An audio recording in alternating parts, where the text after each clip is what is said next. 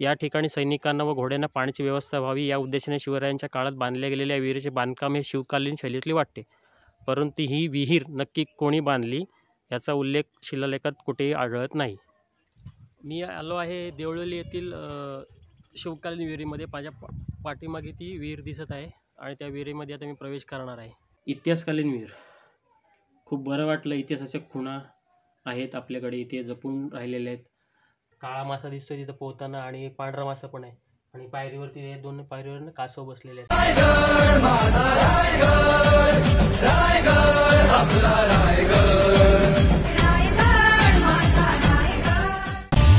महाराष्ट्राच्या पुण्यभूमीचा वसा सावगड, शिवरायांच्या पावन स्पर्शे इथला चिरातगड.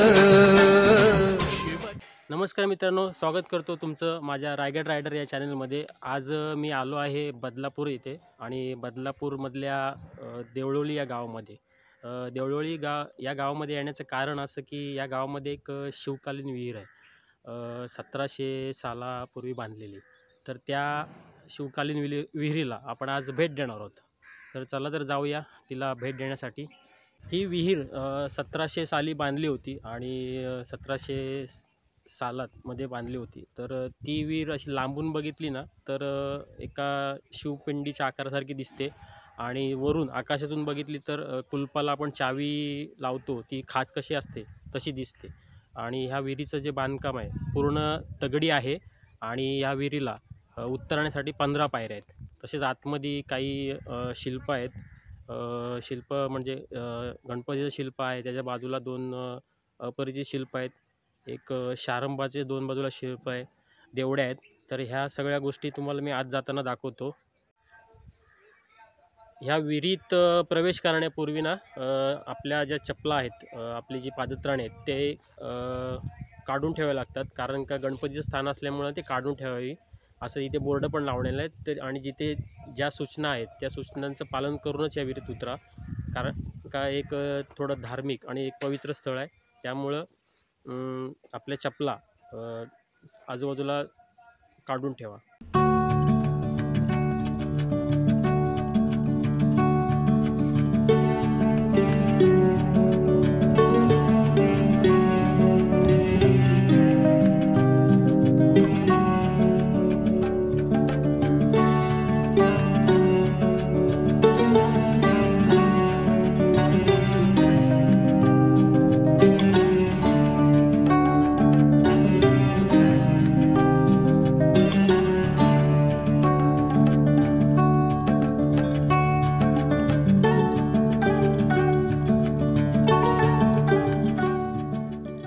माझ्या समोरच ती विहीर आहे, ती दिसते बघा. तुम्हाला लांबून जर बघितली तर ती शंकराच्या पिंडीसारखी दिसेल आणि जर वरून बघितलीत तर ती तुम्हाला एक कुलपाला चावी लावतो त्या आकाराची तुम्हाला दिसेल.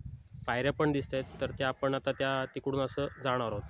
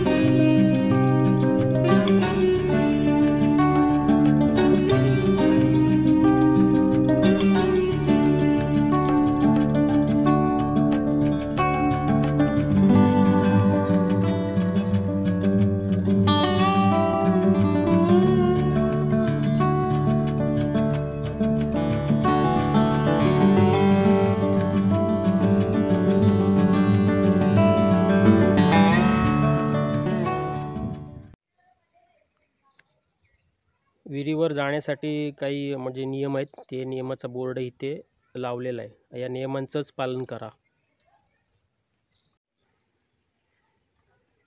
विहिरीत प्रवेश करण्यापूर्वी अशा पायऱ्या लागतात. जाऊ तर खाली कासव आहे बाळा, तिथंच थांब.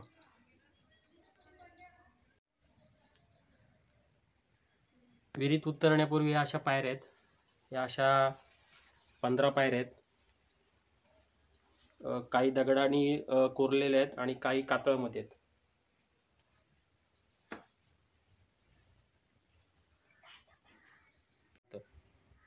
पायऱ्यांवरून आलो ना की अशा 2 देवड्या लागतात. त्या देवड्या कदाचित दिवे लावण्यासाठी केलेल्या असाव्या, म्हणजे पूर्वीच्या काळी लाईटीची सोय नसताना तिथे लाईटीची सोय करण्यासाठी या देवड्या ठेवलेल्या आहेत.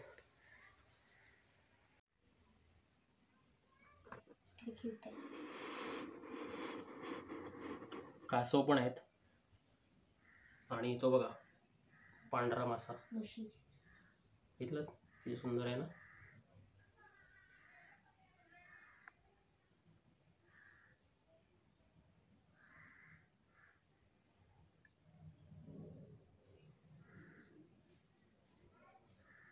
आता मी विहिरीच्या आतमध्ये आलोय आणि हे बघा, हे विहिरीचं पाणी आहे. हे इथे खाली कासव आहेत.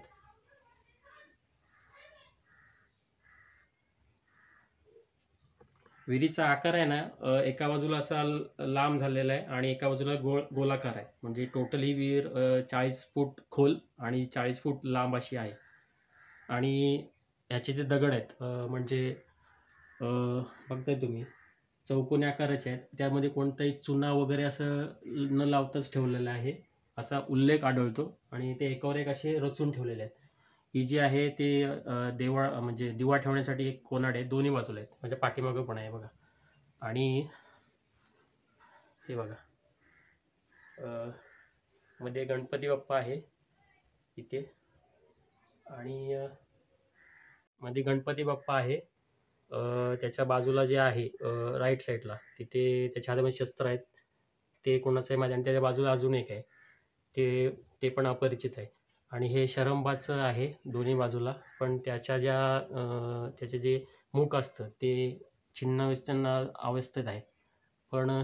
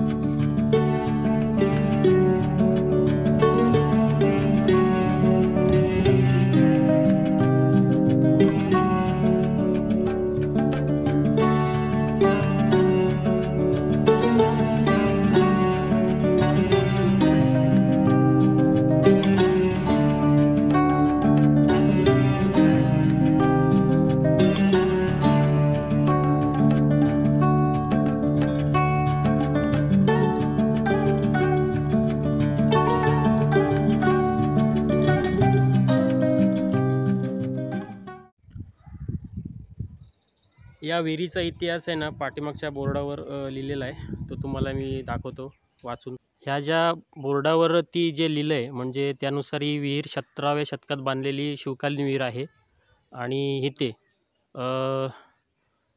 अंबरनाथील शिवमंदिर उभारताना, शिलारांचे राज्य घडताना आणि शिवछत्रपतीच्या घोड्यांच्या टापांनी कल्याण विजयाने आसमंत दुमताना सुरत लुटीच्या स्वारीत महाराजाच्या सहवासाने पावन झालेली, तसेच मराठे व इंग्रज यांच्यात श्री मलंगडाचे जे 1780 साली घनघोर युद्ध झाले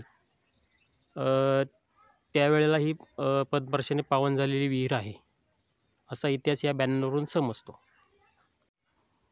आणि ह्या बॅनरच्या खाली असं लिहिलं आहे की आजवर मिळालेल्या माहितीनुसार पेशवे काळात थोरले बाजीराव पेशवे यांचे धाकटे बंधू चिम्माजी आप्पा यांच्या इसवी सन 1739च्या वसई मोहिमेत कल्याण प्रांताच्या परिसरात पेशवे सैनिकांचे तळ इथे पडले होते.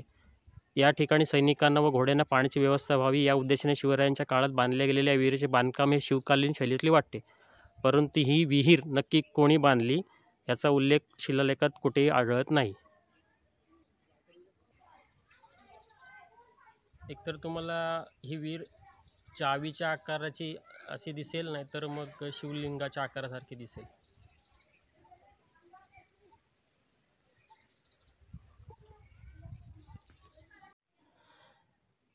बाहेर जेवढं तापमान आहे ना, त्यापेक्षा खूप थंड तापमान या विहिरीच्या पायऱ्यांवरती आहे.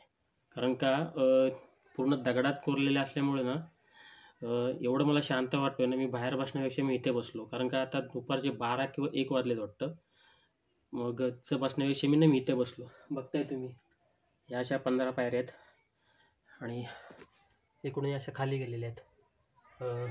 काळा मासा दिसतोय तिथं पोहताना आणि एक पांढरा मासा पण आहे. आणि पायरीवरती हे 2 पायरीवर कासव बसलेले आहेत. खूप मस्त वाटते. खूप छान विहीर आहे.